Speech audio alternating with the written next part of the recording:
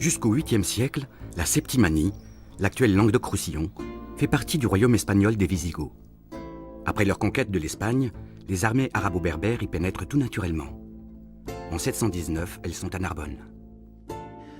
Au-delà de Narbonne, des raids ont été menés ensuite dans deux directions. La première direction, c'est vers l'Aquitaine, avec l'intention de s'emparer de Toulouse. Ça a été un échec en 721.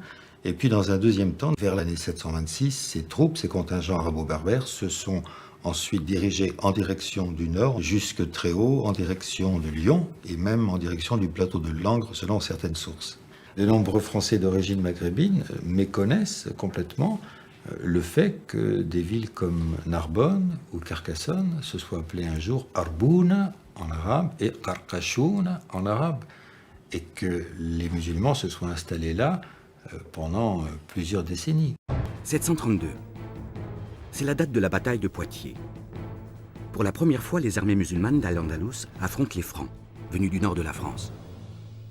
Contrairement à une tradition qui est très répandue, la bataille de Poitiers n'a pas du tout mis un terme à l'expansion musulmane en Gaule. Elle a tout au plus permis aux Francs de poursuivre leur marche en direction du sud, c'est-à-dire en direction du sud-ouest, et bientôt, avec la bataille de Sijan en 737, en direction de la Méditerranée, conformément à un vieux rêve, c'est-à-dire atteindre la Méditerranée. En effet, au début du 8e siècle, la conquête musulmane de l'Espagne se poursuit sur le territoire qui deviendra la France. C'est ainsi que débute la longue histoire des Français avec les pays d'islam. Sarrasin, un mot qui à lui seul raconte la longue histoire entretenue par les Français avec la civilisation de l'islam. Sarrasin est le nom qu'au Moyen-Âge on donnait aux Arabes. Arabes qui depuis le 7e siècle étaient en majorité musulmans. Sarrazine, c'est aussi le nom de la herse des châteaux forts, une grille de fer qui protège des assaillants. Mais pourquoi Sarrazine? Est-elle d'origine orientale? Ou est-ce l'ennemi qui, au temps des croisades, se confond toujours avec l'infidèle, le Sarrazin? Pas de lien en revanche entre l'islam et les galettes de sarrasin bretonnes. Mais il n'y a pas que les mots, il y a les mathématiques, le calcul, nos chiffres arabes, il y a l'astronomie, la chimie, la médecine, la philosophie et la géographie. Malgré cette première incursion des Francs jusqu'aux portes de Narbonne, les musulmans conservent leur place forte dans le Languedoc. Selon la plupart des sources à notre disposition, c'est en l'année 759 que la garnison musulmane de Narbonne est repoussée et que les Francs prennent pied dans l'ancienne capitale de la Gaule narbonnaise. On ne connaît pas l'origine des cheminées sarrasines de Bresse ou des puits sarrasins du Beaujolais. En revanche, dans la vallée française des Cévennes, la tradition a longtemps maintenu la mémoire d'une présence des Sarrasins. Vallée française, pour nous, c'est la vallée franque, donc délivrée par les Francs. C'est une légende, mais on aime bien qu'elle soit vraie. La légende et l'histoire se recoupent un peu. Les Sarrasins ont envahi la France, le sol français, et les Sarrasins s'étaient réfugiés dans les vallées cévenoles qui sont très difficiles à attaquer, et ils sont restés là quand même assez longtemps.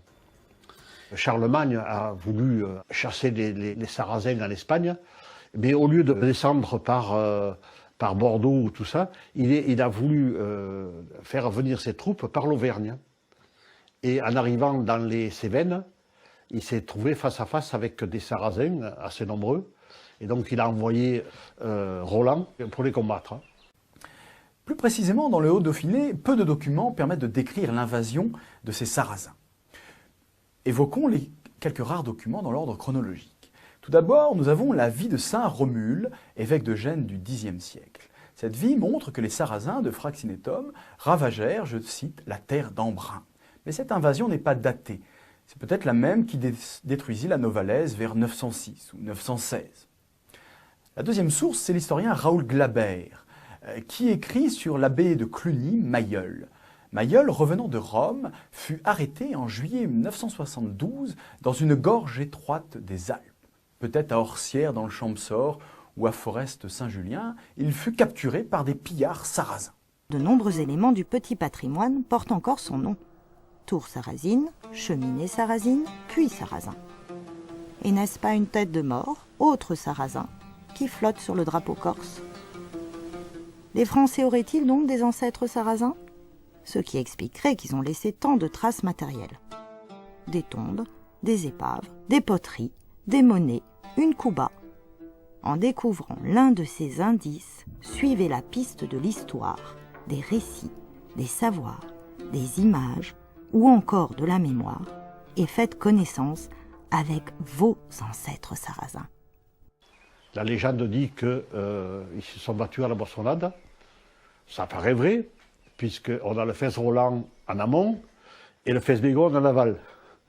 Ainsi, pour les habitants des vallées cévenols, les acteurs de la légende Roland et Bégon ont donné leur nom au hameau proche de la Boissonnade. Et donc, Roland aurait vaincu les Sarrasins, et Charlemagne, pour remercier Dieu, aurait fait construire cette chapelle. Elle se nommait Notre-Dame de la Victoire. Et puis, Notre-Dame, vallée française, ça s'est francisé après. On a tout d'abord une mémoire catholique qui s'est constituée autour de ce monument pour commémorer, dit-on, la lutte victorieuse des habitants de la vallée contre les Sarrasins. Et puis ensuite, on avance un petit peu dans le temps, à la fin du 19e siècle, il y a une autre lecture qui a été produite de ce récit, une lecture républicaine qui va renverser les choses et faire au contraire des Sarrasins les alliés des peuples opprimés du Midi face aux ennemis qui sont plutôt les peuples du Nord, les Francs. Au XVIe siècle, la Corse ne partage pas le destin de la France. L'île est alors sous le contrôle de la République de Gênes, qui rentre elle-même dans la sphère d'influence des Habsbourg. À ce titre, et pendant 3 siècles, les Corses sont harcelés par la piraterie barbaresque alliée des Turcs.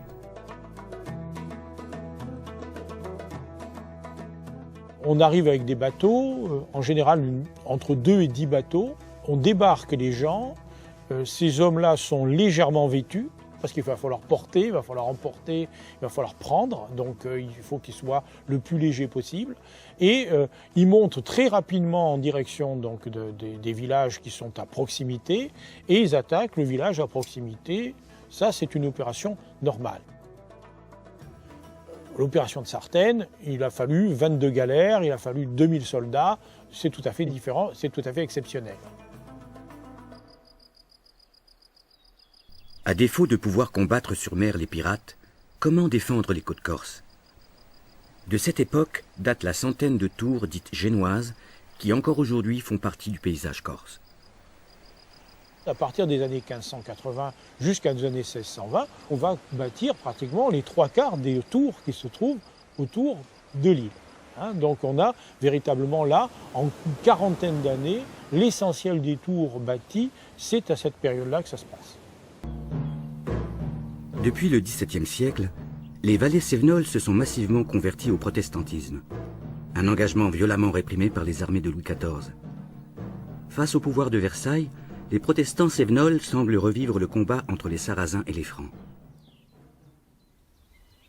Tantôt catholique, tantôt protestant, le lieu de culte de la vallée française devient définitivement au XIXe siècle le temple de la Boissonnade.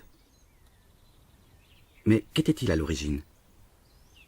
Et on a trouvé des fondations d'une construction tout à fait différente du temple. Est-ce que c'était les fondations de la chapelle qu'a fait construire Charlemagne, ou est-ce que c'était les fondations d'un bâtiment arabe? On ne sait pas. En 2005, lors du creusement du parking Jean Jaurès à Nîmes, des fouilles archéologiques préventives mettent au jour une vingtaine de sépultures. Alors, c'est vrai que ce sont les plus anciennes tombes musulmanes de France qui ont été découvertes dans le sud de la France. Bonjour Catherine Richard.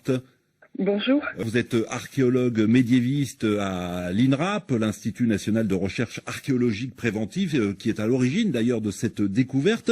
À quand remontent d'ailleurs les 3 squelettes retrouvés? On a réussi évidemment à les dater? Oui, bien sûr. Elles ont été datées par analyse au radiocarbone. Et elle propose une chronologie autour du 8e siècle. Elles sont tout à fait bien inscrites dans le Haut Moyen-Âge. Et par ailleurs, ces datations ont été mises en rapport avec à la fois l'histoire événementielle et les textes qui semblent indiquer la présence de populations musulmanes à Nîmes vers 720. Oui, parce qu'il y a des textes, effectivement, mais la découverte de ces 3 squelettes permet enfin véritablement d'avoir, on va dire, une trace matérielle, une véritable preuve du passage des musulmans au 7e, 8e siècle dans le sud de la France. Parmi ces 20 sépultures, il y en avait 3 qui étaient un peu particulières par rapport aux autres. Des sujets qui se trouvaient sur le côté droit, qui étaient enterrés et qui avaient le regard qui regardait vers le sud-est. Donc on a analysé ces sépultures et on s'est aperçu que dans 2 cas, il y avait un creusement qui avait une particularité. Ce n'était pas des fosses seulement verticales, mais qu'il pouvait y avoir un creusement comme un peu une chaussette avec un surcreusement sur le côté et que l'individu était déposé dans ce surcreusement. Ce type de tombe, on peut le retrouver par exemple dans des cimetières musulmans médiévaux en Espagne ou dans le Maghreb ou voire au Moyen-Orient. Donc c'était un argument supplémentaire qui pouvait peut-être aller dans le sens de pratiques musulmanes.